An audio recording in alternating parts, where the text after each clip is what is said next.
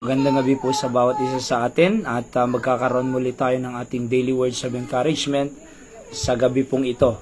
Sa lahat po na nakikinig, saan po kayo naroroon sa ating bansa at sa ibang bansa, magandang gabi po sa inyo. I pray and hope that through our daily words of encouragement, we can find encouragement and learn principle from the Word of God. Tayo po muna ay manalangin. Dakilang Ama, Diyos naming banal at makapangyarihan sa lahat. Salamat muli sa pagkakataon na mabubuksan namin ang iyong salita, matuto po kami at lumagos sa pananampalataya. O Diyos, pagpalain niyo po ang lahat ng nakikinig upang sila po ay maabot ng inyong salita sa gabi pong ito na makinabang po ang aming pong pamilya at sa ikakatibay, Panginoon, ng aming pananampalataya at pagiging close namin sa inyong Panginoon. Patawad ang mas sa kasalanan at pagkukulang. Thank you rin po sa lahat ng ginawa niyo sa maghapon, pag-iingat, provision at sa protection. Pinupuri ka namin sa lahat ng mga biyaya ninyo sa aming pong buhay. Ito po ang aking dalangin sa pangalan po ng Panginoong Hesus. Amen. Dito po tayo sa 2 Timothy chapter 3 verses 14 hanggang 17. The Bible says, "But continue thou in the things which thou hast learned, and hast been assured of, knowing of whom thou hast learned them, and that from a child thou hast known the Holy Scriptures, which are be able to make thee wise unto salvation through faith, which is in Christ Jesus. All Scripture is given by inspiration of God, and is profitable for doctrine, for reproof, for correction, for instruction in righteousness, that the man of God may be perfect, truly furnished unto all good works." Alright, so sa ngayon pong month of January ay sineselebrate po natin ang tinatawag po na National Bible Month sa ating bansa dahil po sa Proclamation number 124 ng Malacanang at ito po ay National Bible Month. Culminating in the last week as National Bible Week. Alright, ngayong buwan na ito. Sapagkat naniniwala po ang ating gobyerno na kinakailangang umpisahan ang taon po ito sa guidance ng salita ng Diyos. First month of the year, January po, upang magpatuloy po na maayos ang ating bansa, ang ating pamilya, ang ating buhay, at magtapos po ng maayos ang ating pong bansa at pamilya, ay kinakailangang umpisahan po natin sa pamamagitan ng salita ng Diyos, diba? Sa buwan na pong ito, ng unang buwan ng taon. Kasi kung hindi po natin maumpisan ng tama, maayos, wala po tayong ipagpapatuloy at tatapusin ng maayos, diba? So kinakailangan po talaga tama po yung ginawa ng gobyerno natin na umpisa ng taon sa pamamagitan ng salita ng Diyos. Kaya ngayon po ay pag-aaralan po natin ang salita ng Diyos. Alright? So, according kay Paul na sinulat niya po ito kay Timothy, sabi niya ni Paul kay Timothy, "Continue thou," verse 14, "in the things which thou hast learned." So, lahat ng natutunan mo sa salita ng Diyos, ipagpatuloy mo lang. Diba? So, tayo po ay natututo ng salita ng Diyos every Sunday morning, Sunday night, Thursday night, or Wednesday night sa ating pong mga churches. Sa lahat po ng narinig natin since tayo po ay nakapakinig ng salita ng Diyos, ang gagawin lang po natin dyan ay ipagpapatuloy. Continue thou in the things which thou hast learned. Mahirap po yung itigil yung natutunan. Tignan nyo po yung mga estudyante. Pag ititigil nila, ang nakalayo na sila, nakakolehiyo na, second year, third year na, tapos titigil, kalahin mo ilang taon siya sa elementarya, sa high school, senior high, college, tapos ititigil lang. Maproprostrate po ang magulang natin, di ba? Maproprostrate po yung mga nagsuporta sa atin. Kaya mahirap po yan. Kaya sabi ni Paul kay Timothy, ganun din po yan sa church.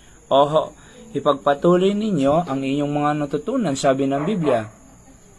And verse 15, "And that from a child thou hast known the Holy Scripture." Kasi bata ka pa lang, Timothy, alam mo na ang Scripture. So alam mo na ang salita ng Diyos, which are be able to make thee wise unto salvation, sabi dito through faith which is in Christ Jesus. So sa pamamagitan ng Scriptures ay naging wise tayo sa salvation. Na nakita po natin na naging wise po tayo. Naunawaan po natin ang kaligtasan through faith in Christ Jesus, sabi ng Biblia. Kaya nga ang kaligtasan po sa impyerno, kapatid, ay hindi sa religion Hindi po sa simbahan, Hindi rin po sa good works. Hindi rin po sa 10 utos, sakramento, anubena, rosaryo, kay Maria, pastor, pare, ministro. Wala po ang kaligtasan sa kanila. Tanging ang ating Panginoong Jesucristo lang po ang tagapagligtas. Kaya nga Jesus means Savior Sa John 14:6, He is the way going to heaven. Diba? Sa John 1:29, He is the Lamb of God which taketh away the sin of the world. So, hindi po natin makikita ang kaligtasan maliban lang po sa Panginoong Jesucristong kanyang ginawa sa cross. Siya'y namatay, nilibing at nabuhay na magmuli. At sabi ng Biblia dito, I make thee wise unto salvation through faith, pananampalataya, which is in Christ Jesus. Bata ka pa lang, Timothy, alam mo na yan, sabi ni Paul. Ipagpatuloy mo yan na ipangaral ang kaligtasan, di ba? Ganon din po sa ating buhay. Tignan niyo po, nung tayo po ay nakarinig ng ebanghelyo, totoong ebanghelyo hindi other gospels na sinasabi ng Biblia, hindi prosperity gospel, hindi po kung ano-anong klaseng gospel, kundi yung gospel talaga ng Panginoon. Ano ba yung gospel? 1 Corinthians 15, di ba? 1-3. The death, burial, and resurrection of Christ. Anong implication ng death, burial, and the resurrection of Jesus Christ? Para po bayaran ang ating kasalanan. Di ba? At yung resurrection ng Panginoong Jesucristo ay first fruit po yun ng ating resurrection din pagdating ng araw. Pag tayo po ay namatay, ay mabubuhay po tayo. So, yun po ang gospel, kapatid. Kaya nga, sabi ng Biblia, panampalatayanan lang si Kristo Jesus at ang kanyang ginawa. Na siya ang tagapagligtas. Naging wise po tayo dun di ba? Bakit tayo naging wise? Bakit tayo na-save? Kasi naging wise tayo sa narinig natin from the Scripture, from the Word of God. Nung bata po tayo, kung ano-ano lang po ang sinasabi para pumunta tayo sa langit, di ba? Gumawa ka ng ganito, magpakabait ka, magkomunyon ka, kung ano-ano, na good works. By the way, hindi po good works ang kaligtasan. Ephesians 2:8-9, For by grace are ye saved through faith, that not of yourself, good works, not of your good works, sabi niya. It is the gift of God, not of works, lest any man should boast. Kaya nga po pananampalataya sa ating Panginoong Jesucristo.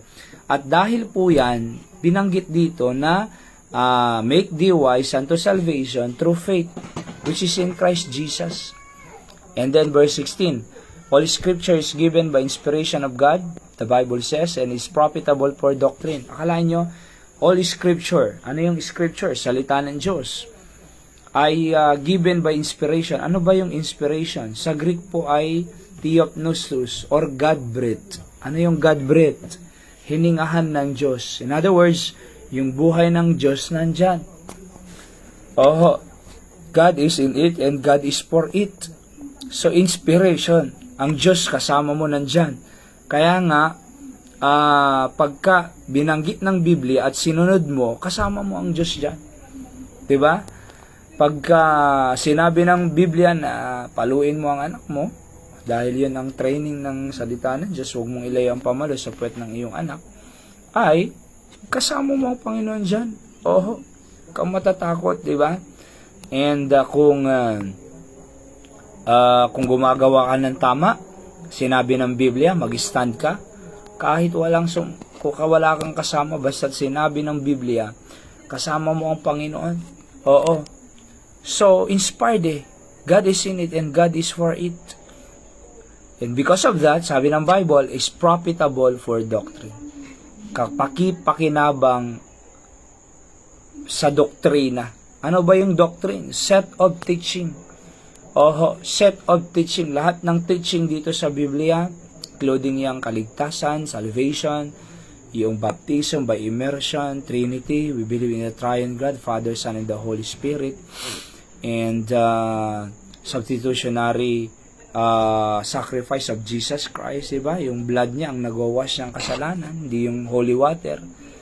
So, profitable for doctrine. Kagamit-gamit. Tingnan nyo po. Noong nakapakinig po tayo ng salita ng Diyos, tapos tinanggap natin at in-apply natin, hindi ba nakinabang tayo? Kahit nga masakit ang preaching, kahit nga tumatama, pero tinanggap natin, di ba? At ngayon, masasabi natin, nakikinabang tayo. Because truth hurts, but truth helps. Kahit masakit tumatama, pero natutunan nating tanggapin, ayun, nakikinabang tayo ng change life kasama ng ating pamilya. Kasi profitable kapakipakinabang. Nais kong sabihin sa inyo po, sa tuwing tayo po ay nagsisimba, Sunday morning, Sunday night, prayer meeting, Thursday or Wednesday sa ating mga churches, nakikipakinabang po, kapakipakinabang po ang ating naririnig. Di ba? Profitable. Talagang pakikinabangan mo, kagamit sa pamilya mo. Oho. Then, for reproof.